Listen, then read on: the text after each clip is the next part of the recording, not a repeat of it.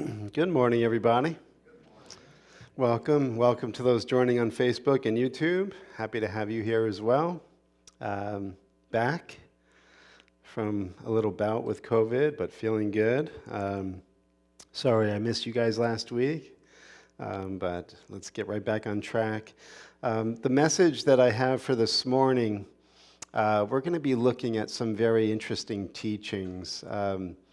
It's all within this overall context of an evolving universe. This idea that we start out, we even see this in our everyday experience with growing up, that we start out as little children. Well, we start out as a fertilized seed, and then we go through stages of development. And then we're born, and then we go through further stages of development. And there's a correlation between that and physical evolution, in spiritual evolution, that we go through stages of development. And what we're going to look at today are these teachings that come along throughout human history that are designed to sort of, be a catalyst for further stages of spiritual evolution. So if we're really tracking things from the beginning of recorded history, we can see that there have been these epical shifts within the human race that have allowed it to reach higher levels of perception, understanding, spiritual growth. And everything within the cosmos, it seems, the ancients believe this, is cyclical. And so the earliest recorded history that we have, if we go back to Mesopotamia, ancient Egypt, Vedic India, these civilizations were uncannily advanced. We can't even duplicate some of the monolithic architecture like the Great Pyramids of Giza, Angkor Wat, these feats of wonder that even our most sophisticated engineering today could not do. And they're all astronomically and astrologically aligned to 1% of precision. So, in other words, then, there may have been earlier civilizations prior to recorded history that deposited their wares and their teachings to these evolving civilizations, and then we carry it forward into the next cycle.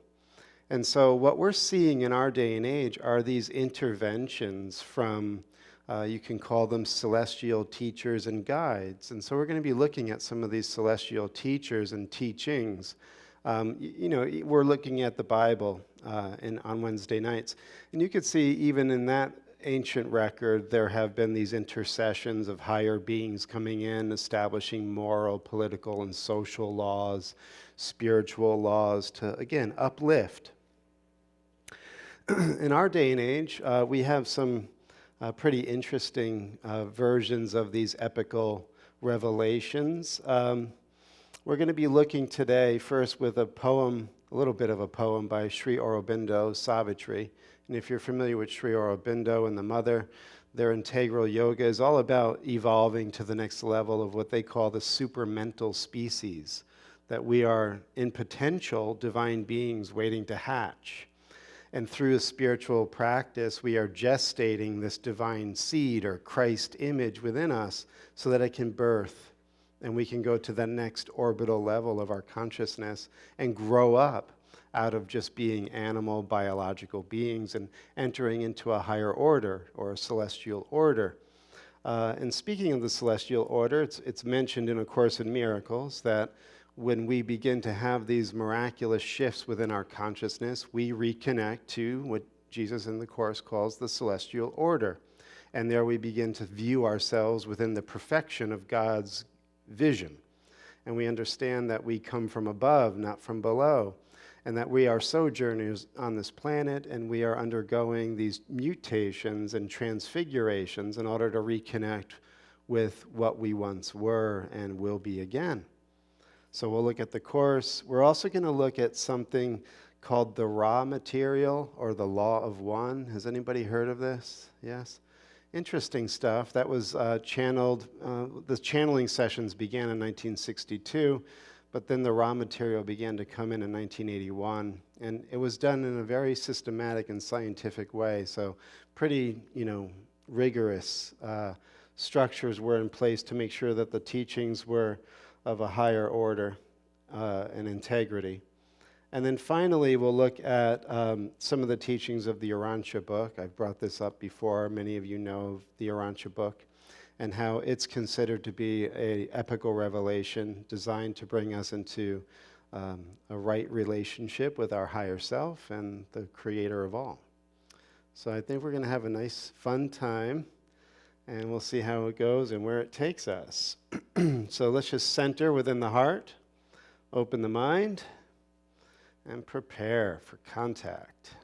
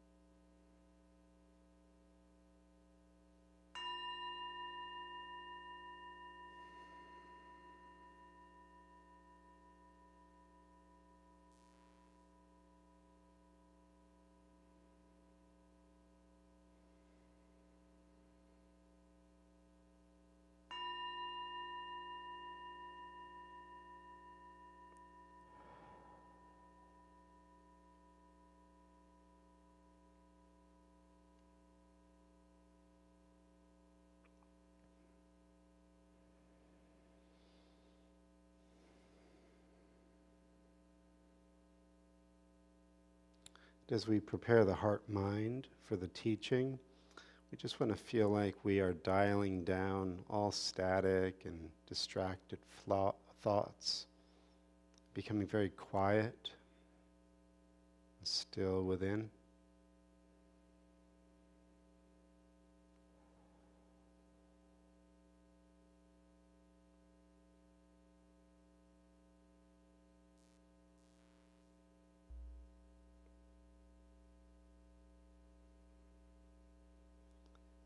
And for many of us, this is quite familiar, but the invitation is always here in each moment to open to the Holy Spirit, to have these teachings take on a deep experiential impact within the heart-mind, so that we can truly undergo this speed up, this higher evolution, and walk in the light of joy and true understanding. And so it is.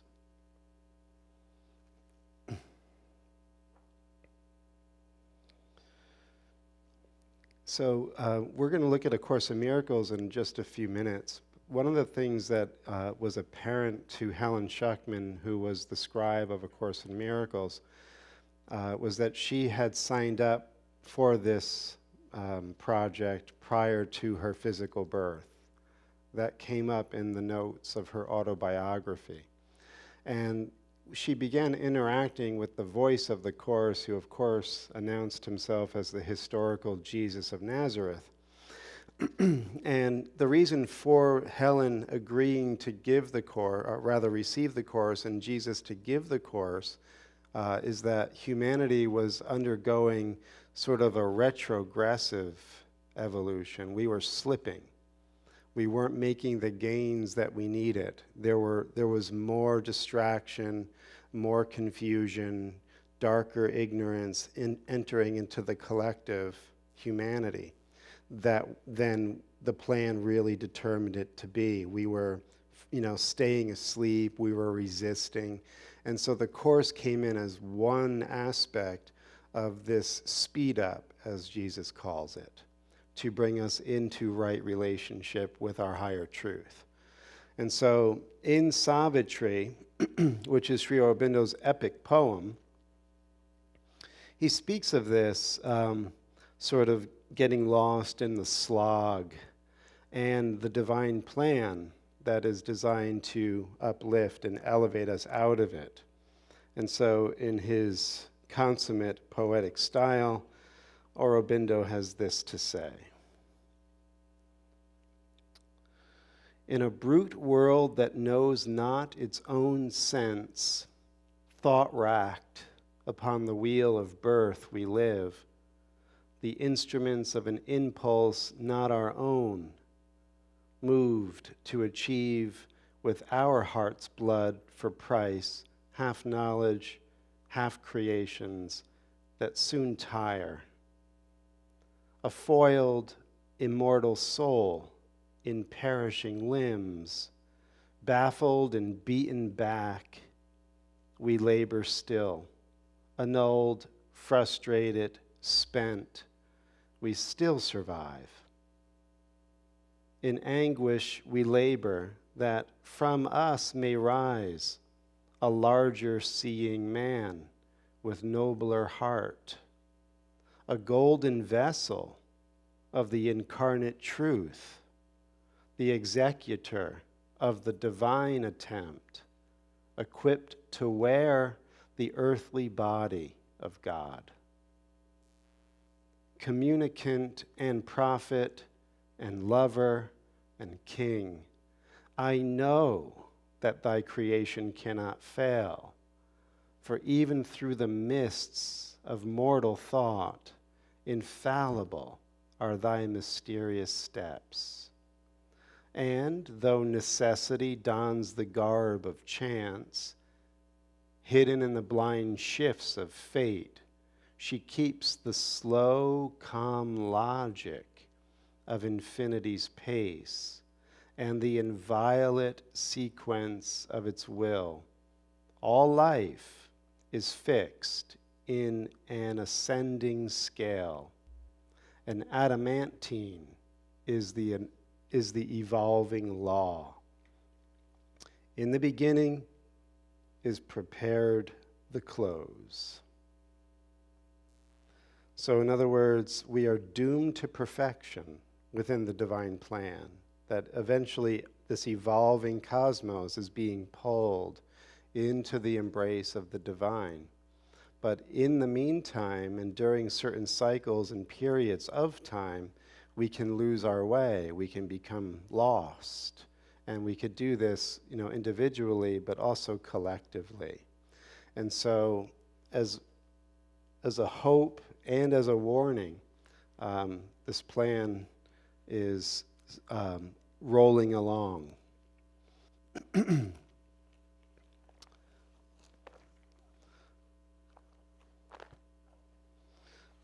So, I should say too that the intention of bringing all of this to light this morning is to have us take hope, because even though when we look out at the world and we see the goings on, if we're paying attention, we oftentimes can become very disheartened at what seems to be an impossible situation. There just seems to be a gathering cloud of darkness and despair and things that really don't bode well for those of happy hearts and good intentions. And yet, this is part of the cycle that we're in, that we are here to be uplifters. We are here to bring in the light. And so this is my intention of bringing this message to us this morning, is that we all have choices to make. And if we are walking by sight and not by faith, we will lose our way. And so these teachings are designed to not only infuse you with greater energy and inspiration and aspiration, but to also have you be beacons of this hope, of the higher call. Okay? So, a little bit from the background of how A Course in Miracles came about. It starts by Helen writing, Jesus thinks it's time for some explanations which we are probably ready for. There are always risks in speed-ups. The whole thing was undertaken because things were getting behind schedule, because so many people persistently lost more than they gained. So it shows you that, we can't think of this in our mortal minds, but there are higher minds that are carefully monitoring the goings-on within the consciousness of humanity, and where we are in our frequency and intentionality, etc. And again, with expert and skillful means, they are infusing just the energy into the system to bring it to the next orbital level. And through this monitoring system of the higher mind, we were shown on their instruments to be lagging behind, right? Losing more ground than we were gaining. So Jesus is giving the course as a result to bring this up a notch. So Helen later in her autobiography fleshed out the thoughts that rapidly entered her mind at this point. And here are her thoughts. I was given a sort of mental explanation, though in the form of a series of related thoughts that crossed my mind in rapid succession and made a reasonably coherent whole. According to this information, the world situation was worsening to an alarming degree. People all over the world were being called on to help and were making their individual contributions as part of an overall prearranged plan. I had apparently agreed to take down A Course in Miracles as it would be given me. The voice was fulfilling its part in the agreement as I would fulfill mine.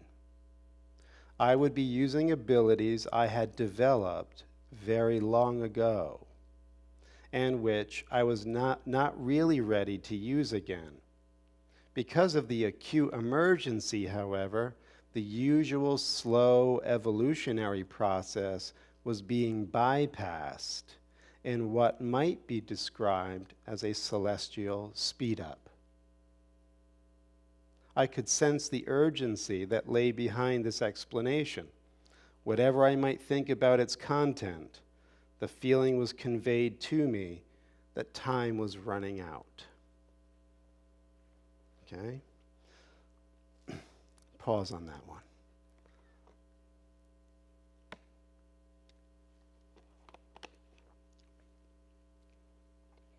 So remember, this is late 60s, early 70s. Things were worsening to an alarming degree.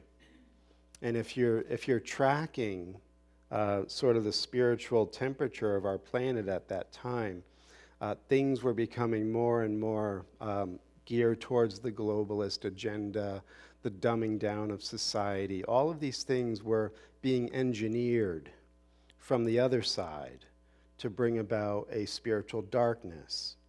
And we are, choice makers between these two polarities. That's really important to get. There are only two choices, and the game board is set, and it's time that we begin to spiritually mature and look that there is social engineering being done by both polarities. One is a globalist, totalitarian agenda of total control and manipulation and dumbing down, and the other one is to bring you into a higher truth and get you out of the games of the ego, right? So these are your choices, and by their fruits you shall know them. You'll be able to see the polarities. You'll be able to see and spot how the engineering is going on.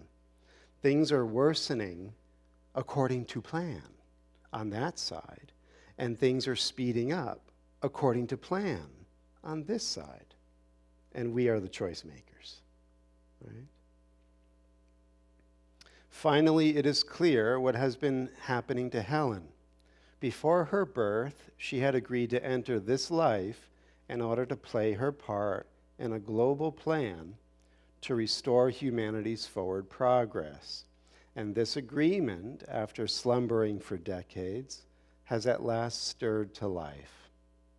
Receiving this information is a turning point, but instead of the process now rolling forward, things come to a grinding halt. Helen now writes this message from Jesus in large letters in the center of the page. Stop. Right? So she's starting to get the information, but now she's told with a forceful stop. Clearly, something has temporarily gone wrong. This leads Helen to offer to tear it all up. Helen says to Jesus, I'll tear it up if you want. He says, no, maybe tomorrow. Now just write this. And then it gets into this personal matter that we won't get into. But the point was Helen's personality was intruding on this information, and she was getting snappy and controlling and trying to basically drive. And Jesus is saying, stop. And then the next thing that came through was, be careful.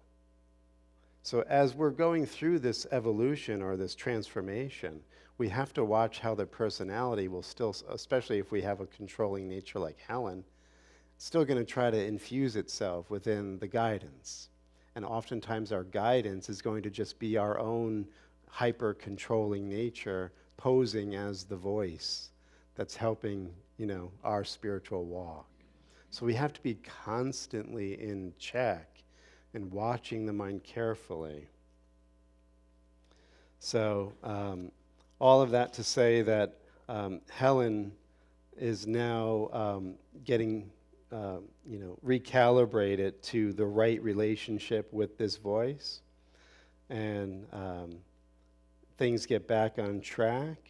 And this is the closing of this section. It says, here on the cusp of the course dictation actually beginning, Helen seems to have faced another version of the choice she made in the Mayo Clinic experience and her K vision. In the face of the temptation to keep this gift exclusively for herself, she apparently decides with Jesus that this is not a selfish gift. She decides to use it for others. With this key decision made, it's as if the final barrier has been swept aside. Helen now writes this message from Jesus. You will see miracles through your hands, through me. So in other words, the fusion, the connection was made complete as soon as her mind had accepted that this was a gift for all. Right? It's not for me and my spiritual evolution, it's for our spiritual evolution. Right? This is something that transcends the individuality, the personality of the ego. And it's a universal gift for a universal self. Once we have that alignment within our inner being, the miracles can start flowing. Right? But if it's a me-centered spirituality, we gunk up the works. And we have to be careful. Okay?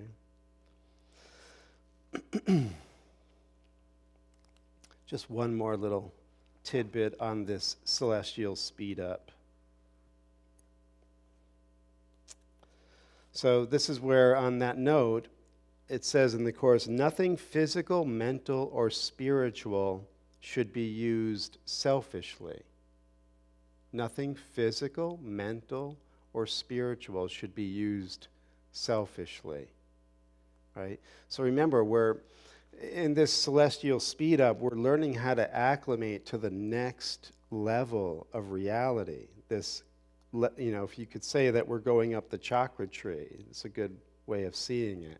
Those first three chakras, survival, sexuality, ego relationships, and the will to power, those are the three lower levels that most human beings stay at.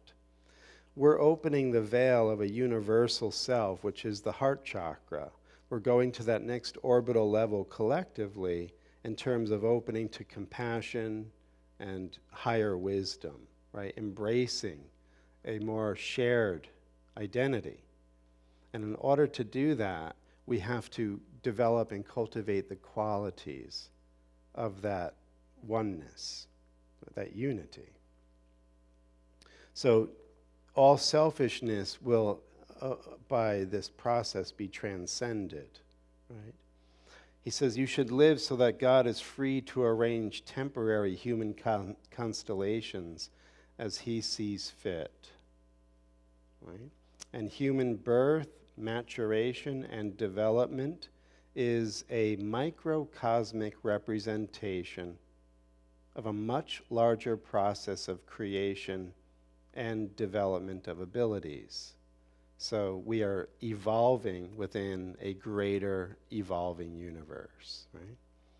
It is subject to error as long as the real purpose of free will is misunderstood and misdirected. So, like Sri Aurobindo was saying, we can misdirect this, we can derail our spiritual walk if we are operating selfishly. We're misusing our will, okay? So just laying out the obvious, but the necessary. Good reminders for all of us. And then finally here, he says, speaking to all of us, you do have special talents which are needed for the celestial speed up at this time. So speaking to all of us, we are all given special talents. And we know the gospel parable that, we were given our talents, and some go out and share their talents, and their talents increase, and others bury their talents, and they don't do anything with them. Everyone's been given talents. And we've all been given our spheres of influence. In fact, he says when you take this course, when you undergo the transformation into the Holy Spirit's thought system, people will show up on cue that are only able to hear the teaching from you. You have the unique music, that frequency that they need, and only you can give that to them. They wait for you, it says in the Manual for Teachers. They wait for you to accept this and to begin to embody your talents. So we are all key players within these spheres of influence that we find ourselves in to elevate and infuse this system with light and understanding.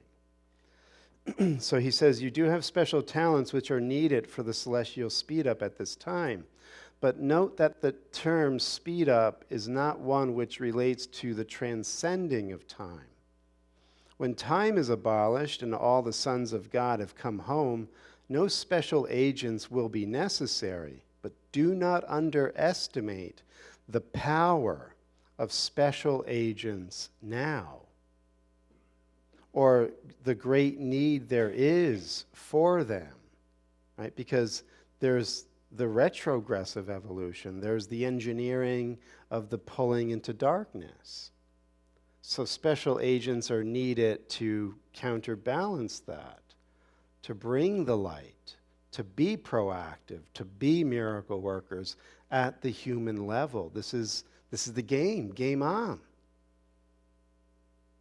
And if you're getting this message, if you're hearing this message, you signed up for this. And so one of the intentions of this message is to rouse us, to get us out of our spiritual laxity, our laziness, our forgetfulness. Right? I do not claim to be more than a special agent myself, Jesus says. No one in his right mind ever wants either more or less than that. Those who are called on to witness for me now are witnessing for all of humanity, as I am. Right? So there again is the selfless service that we are being called to.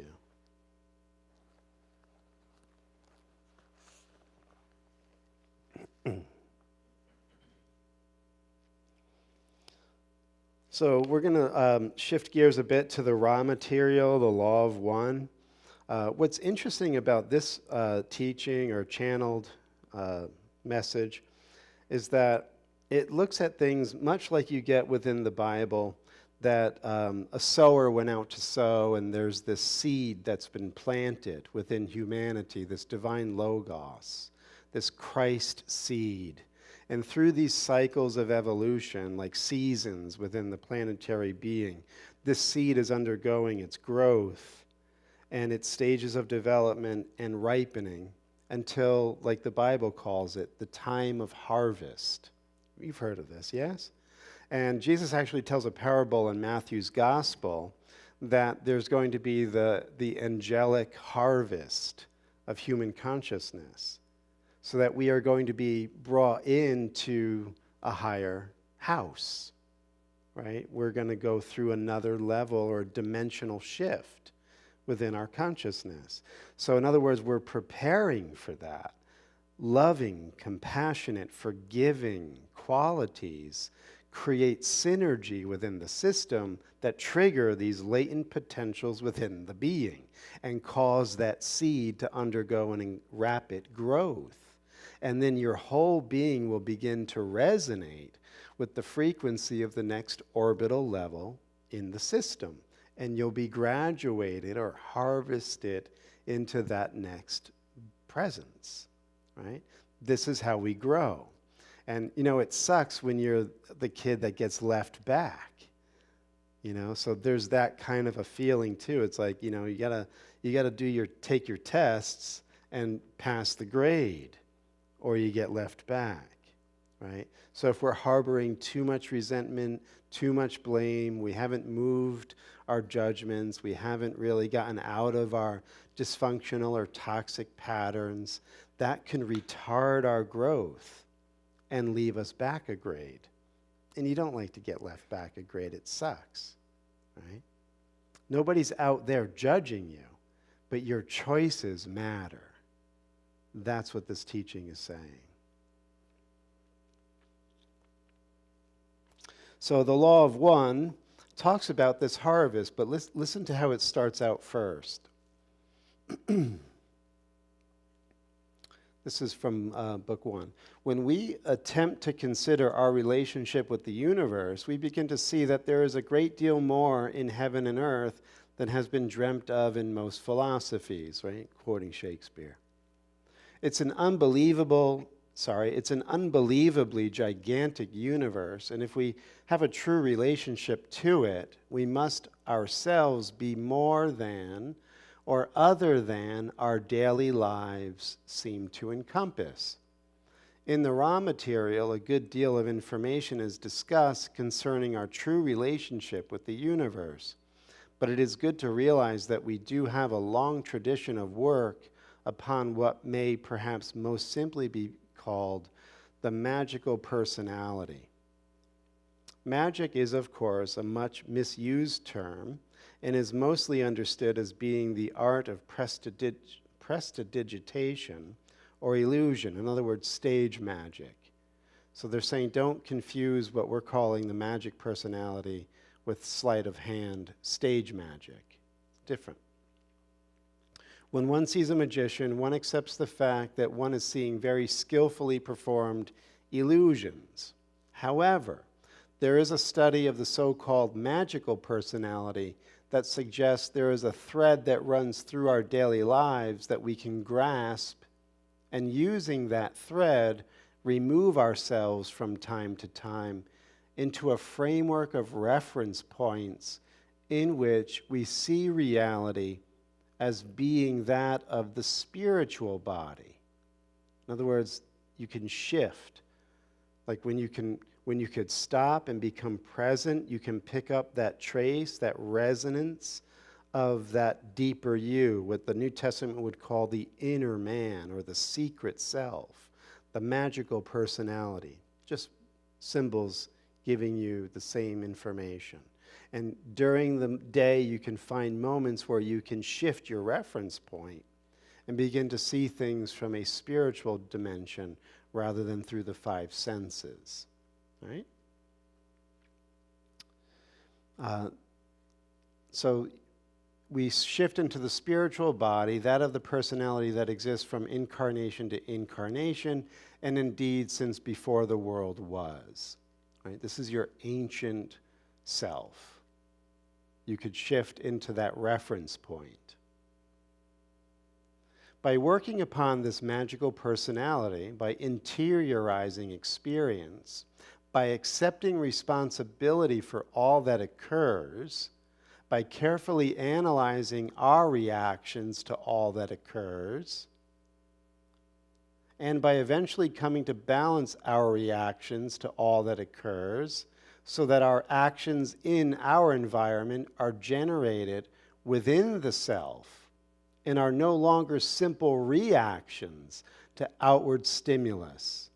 We thus strengthen the so-called magical personality until we are able to have some small claim to the art of causing changes in consciousness at will, the classical definition of higher magic. So in other words, take responsibility for all that's occurring. Recognize that you're projecting all that's occurring.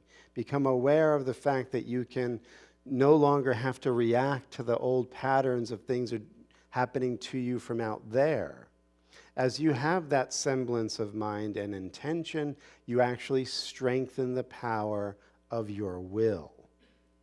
You're no longer tossed about by the circumstances. You become proactive and causative in your nature. And the more you do that on a consistent basis, your magical will or your higher will can begin to bend and change things within the physical environment, causing change according to your consciousness. You're no longer the victim, right? Each time that a person sustains an unfortunate situation and reacts to it by not giving anger for anger or sadness for sadness, but instead offering compassion and comfort where none was expected, we strengthen that thread of inner strength within us. And we become more and more associated with a life that is closely related to the organic evolution of the universe, or the intention or will of God. So, no matter what's happening in your life, lawsuits, death of loved ones, you are always at the level of choice on what you're going to make that mean, how you're going to interpret it, what you're going to give in the face of that. And the more that we can generate compassion and love and kindness and patience and peace, we strengthen our connection to the juice of the Christ mind or the Holy Spirit within us. And that begins to have incredible benefits in the way that our lives flow. Right? A little bit more here on the raw material. So now we go to the next stage, right? So that's kind of the 101. Right? You condition and train your will, train your mind. Don't react. Be causal in your life. Give love instead of hate. All of these very fundamental principles. Now, this is coming from one of the higher beings that they were channeling at this time. So listen to this quote. We of the Confederation of Planets in the service of the infinite Creator have been, for many of your years, aware of many principles of reality. We are aware of these principles because we have availed ourselves to them, just as the people of your planet may do.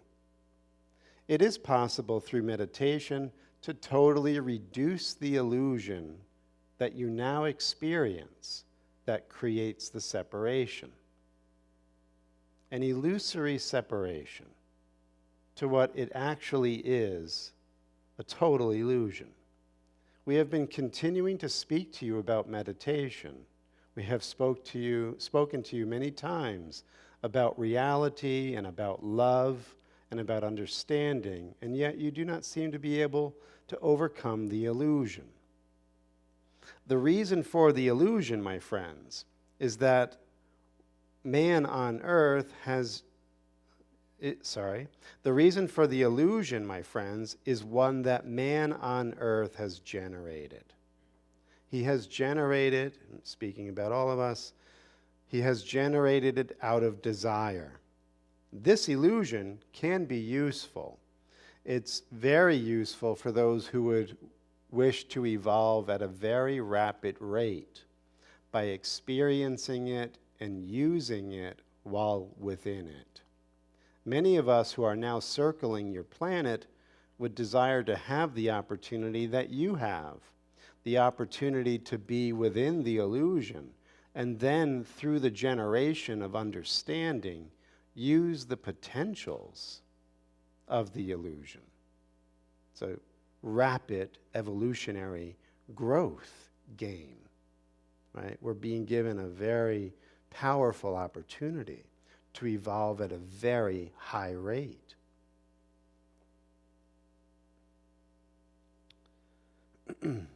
I cannot overemphasize the necessity of becoming able to understand the nature of the potentials within your illusion, and then by self-analysis and meditation, reacting to that in a way that will express the thought that generated us, all of us, he's saying, the thought of our Creator. Okay, so in other words, as we progress through this analysis and meditation, we come to the thought of God. And then God can reveal himself to us. That's what he's saying. This was done by the teacher whom you know as Jesus. This man recognized his position.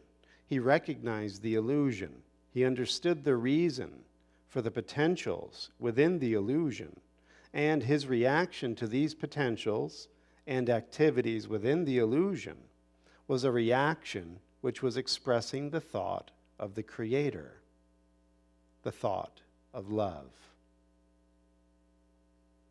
Keep uppermost in your mind that the illusion that you experience is an illusion, that it is surrounding you for the purpose of teaching you. It can only teach you if you become aware of its teachings. It is said that he worked his wonders in mysterious ways. This way may seem mysterious, however, it is the way of spiritual evolvement. There are many souls experiencing the illusion in which you find yourself. However, there are few using this illusion to grow. They are not doing this other than at a subliminal level because they have not availed themselves through their seeking to a knowledge of the possibility of doing this. Once an individual has become aware of the possibility of using the illusion in which he finds himself in your physical world for the progression of spiritual growth, it is necessary that he take the next step and use his knowledge to express, regardless of the potentials that affect him, the love and understanding of his Creator. Right? So we're being led along the way. And this is all for the growing of this seed so that we can remember our Creator and remember our oneness with our Creator, right? And so everything becomes this lesson of growth. Everything is here for our growth. And then finally, they get into what would be, the ripening of this development, this harvesting, which I find quite interesting. So he's saying that there is this speed up happening, and that things on earth are going to get a little hairy and scary. We're going through what the Orthodox Jews would call the birth pangs of the Messianic consciousness, that we're undergoing the convulsions of labor pains, that the deepening of our commitment to opening to Creator consciousness is causing the old structures and the old systems on the planet to undergo a deconstruction, right? And that can be a little chaotic, a little scary. So on that note, there is a choice to be made very shortly, and it would be preferable if all of the people of this planet understand the choice that is to be made. It will be difficult for many of the people of this planet to understand what this choice is, because it is a choice that they have not considered. They have been much too involved in their daily activities and their confusion and their desires of a very trivial nature to be concerned with an understanding of the choice that they are very shortly to make. Whether they wish to or not, whether they understand it or not, regardless of any influence, each and every one of the people who dwell upon planet Earth will shortly make a choice. There will be no middle area. There will be those who choose to follow the path of love and light, and those who choose otherwise. This choice will not be made by saying, I choose the path of love and light, or I do not choose it. The verbal choice will mean nothing. This choice will be measured by the individual's demonstration of his choice. This demonstration will be very easy for us of the Confederation of Planets in his service to interpret. This choice is measured by what we term the vibratory rate of the individual. It is necessary, if an individual is to join those who make the choice of love and understanding, for his rate of vibration to be above a certain minimal level. There are many now that are close to this minimum level, but due to continuing conditions of erroneous thought that prevail upon your surface, they are either fluctuating around this point or are even in some cases drifting away from the path of love and understanding. There are many whose vibratory rate at this time is sufficiently high for them to travel with no difficulty into the density of vibration that this planet is shortly to experience.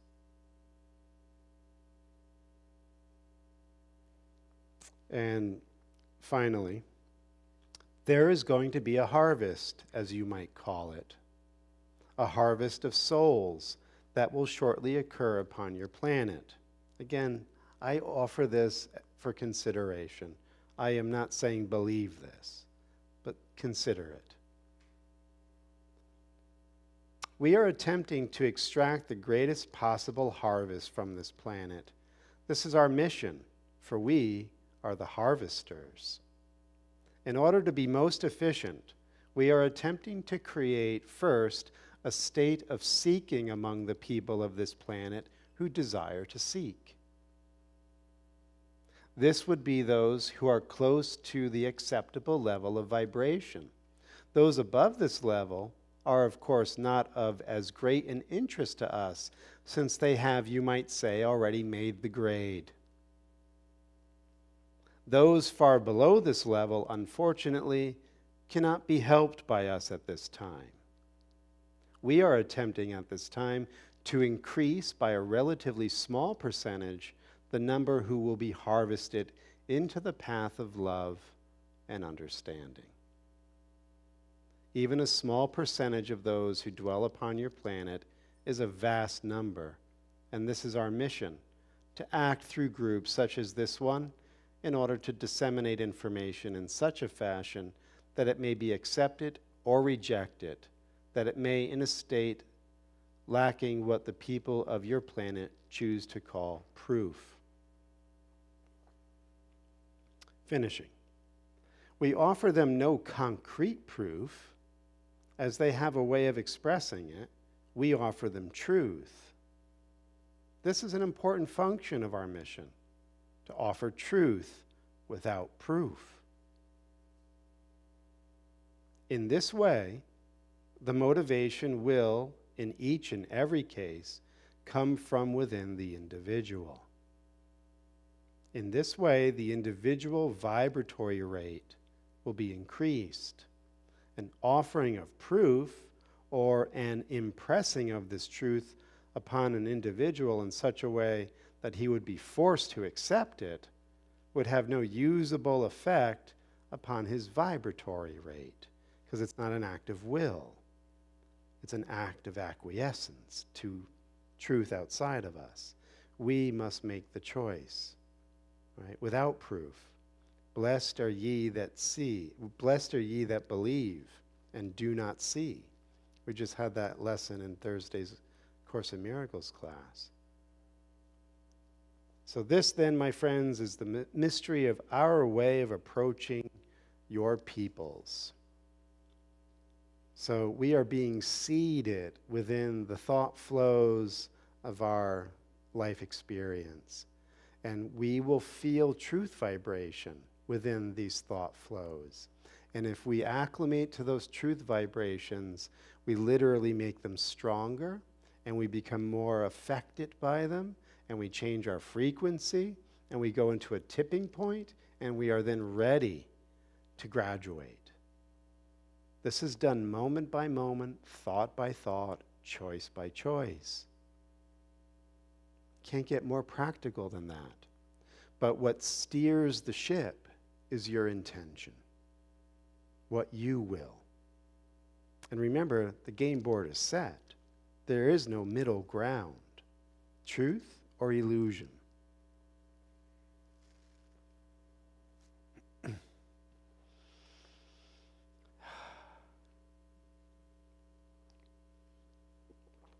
I love you guys. 1981.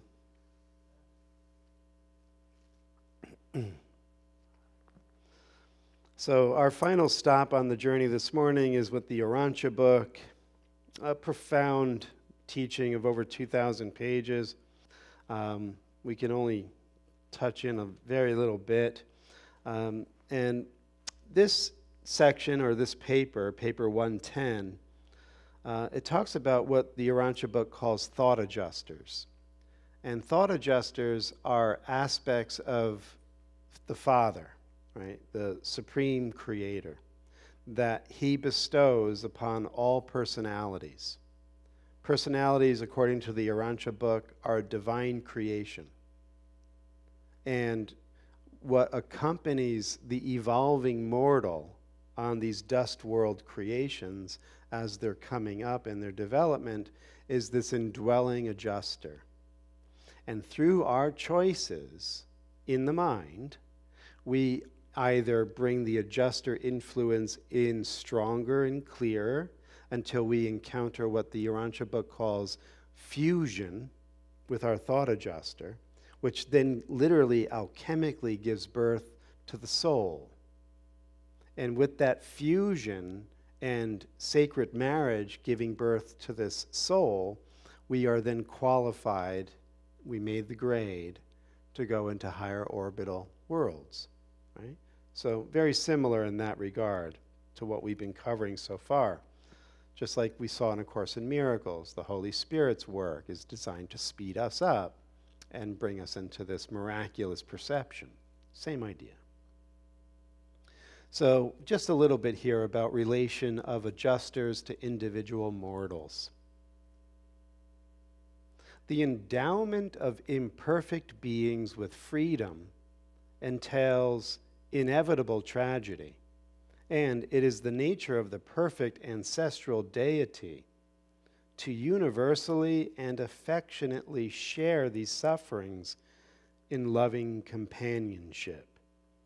So in other words, God goes with us in our struggles, our challenges, our toils.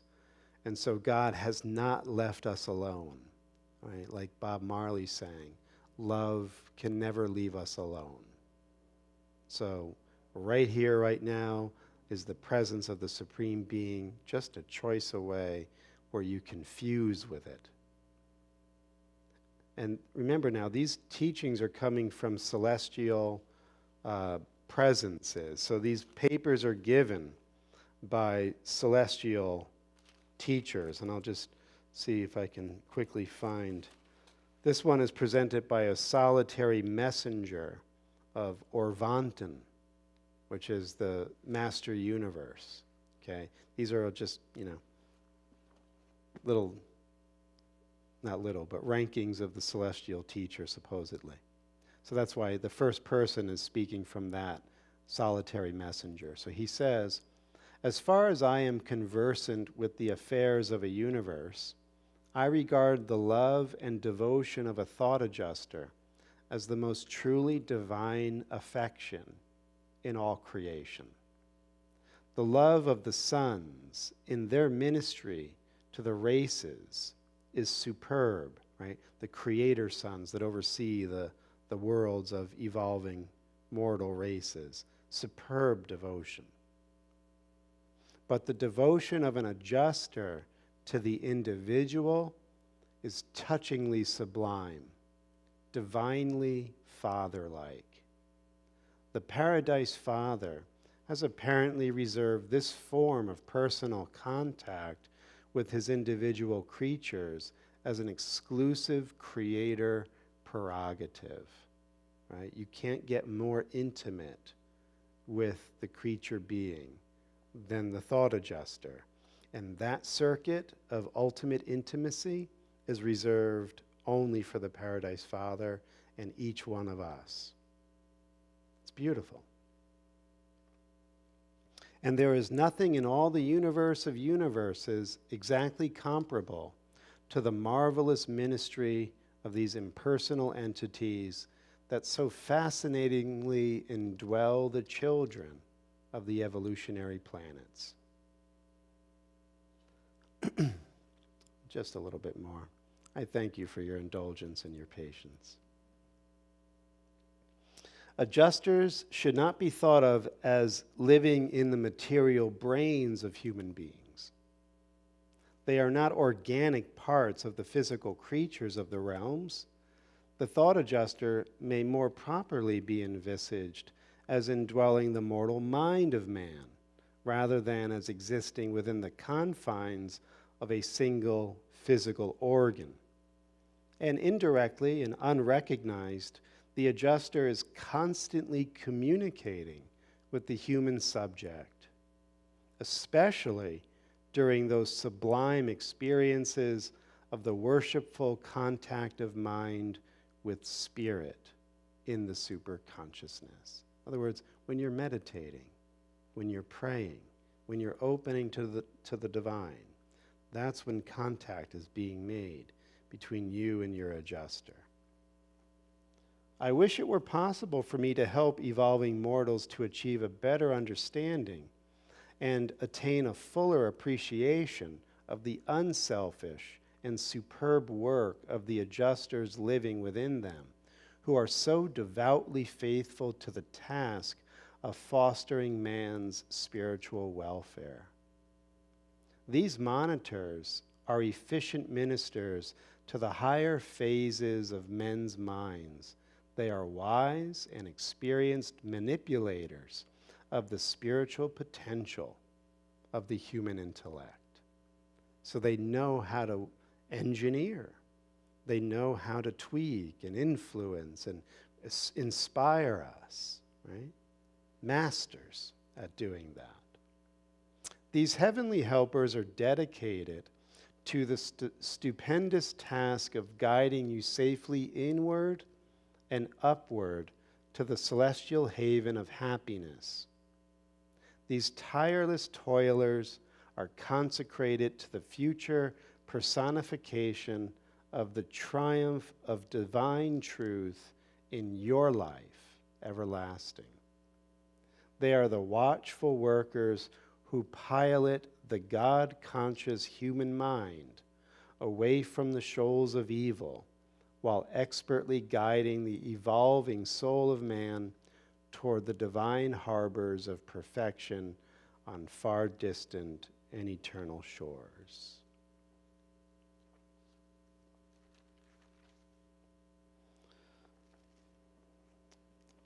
So finishing here.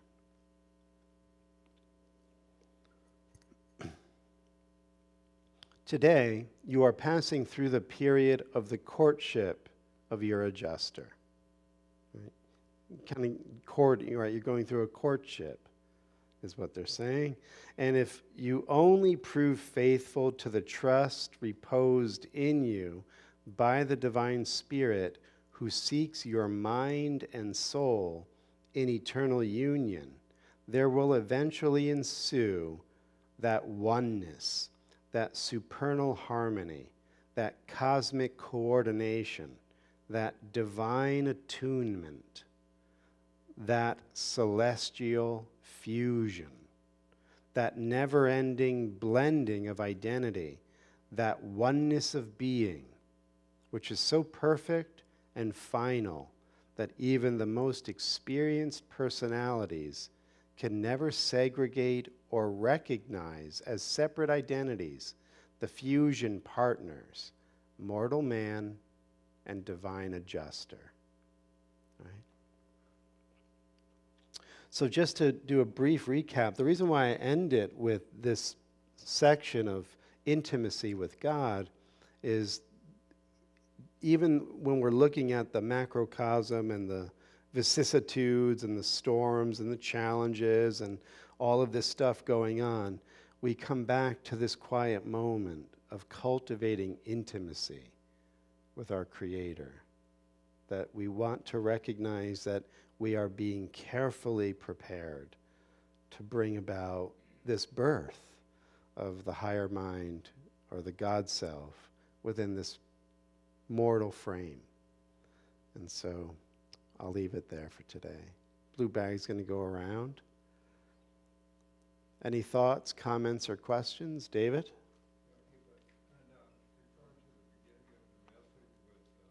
And David, just so you know, I'm going to repeat what you say so those online will hear me.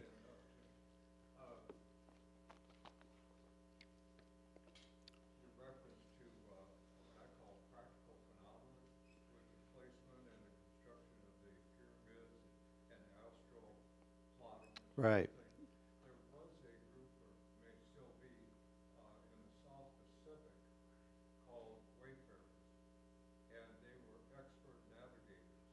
And the way they did this was not so much with astrological observation and planning, but with a sense of what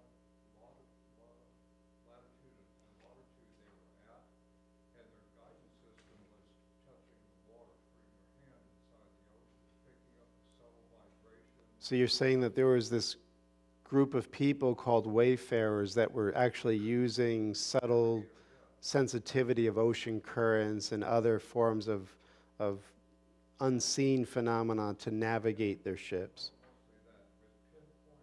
Pinpoint accuracy. Yeah, and it's astounding. We have all of these unused potentials. Absolutely. Plus the offering.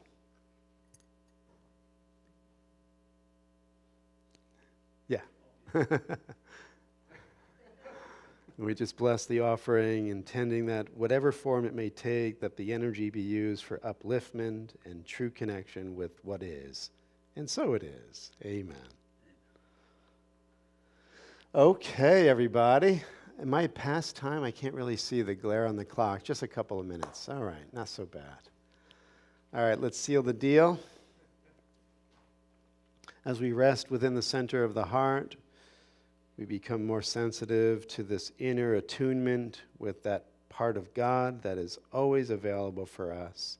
And so we come home to this moment in the oneness of truth.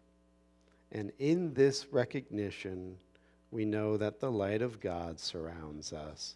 The love of God enfolds us. The power of God protects us. And the presence of God watches over us wherever we are. God is. Amen. All right, everybody. Thank you so much. Course in Miracles tomorrow night, 7:15.